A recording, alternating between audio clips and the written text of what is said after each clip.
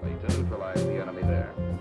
When the fighter-bomber attack is masked... The growing tension between the US and the Soviet Union following the war led to an unprecedented global military buildup and to a strategy of exploitation of people's fears that in various forms has continued to this day.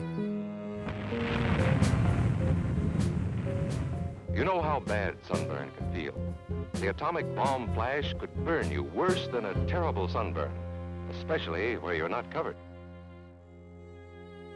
In those years, America expanded into new territories, such as the case of Diego Garcia, a small island in the Indian Ocean, part of the British Overseas Territories, whose inhabitants got caught up in the global power struggle.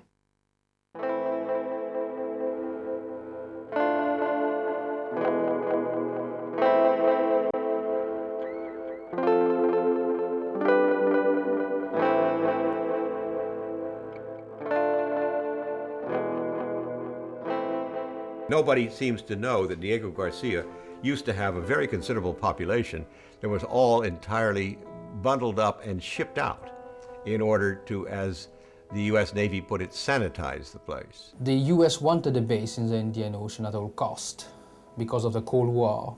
Diego Garcia has a most wonderful, lagoon that would really be the ideal place for a base. So we were at the wrong place, at the wrong place at that time, because that place was the best place for the most sophisticated US and UK base outside of the US and the UK. In 1971, due to an agreement between the UK and the US, the British made the island available to the Americans as a military base because of its geostrategic position, and deported its 2,000 inhabitants. Today, according to the Pentagon, Diego Garcia is one of the 13 major US military bases in the world and has played a crucial role in all post-9/11 conflicts.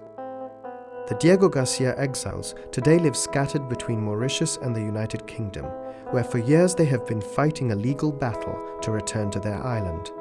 In 2008, though, the House of Lords overruled all the cases previously won by the islanders, which upheld their right of return. We had to suffer exile for defense purposes.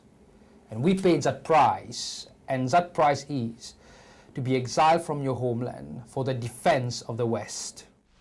To a substantial degree, in one form or another, socialism has spread the shadow of human regimentation over most of the nations of the earth. And the shadow is encroaching upon our own liberty.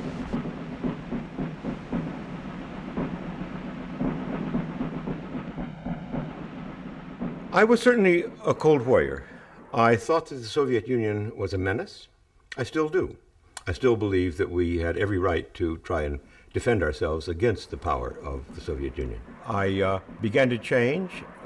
I got new information after the collapse of the Soviet Union in 1991.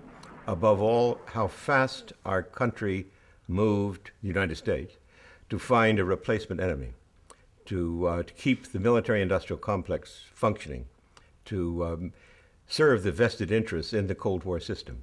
I was appalled by this. I believe that we should have had, after the collapse of the Soviet Union, that eliminated any basis for this global apparatus. There was no further reason for it. It was irrelevant. Instead, they moved at once to find another enemy: China, terrorism, drug lords, even instability, anything to keep it going. We need an enemy. It's like we were a football team and we've been practicing to play a game. We learned certain plays, and now we don't have any opponent. How can we play this game anymore? And so they needed a new enemy.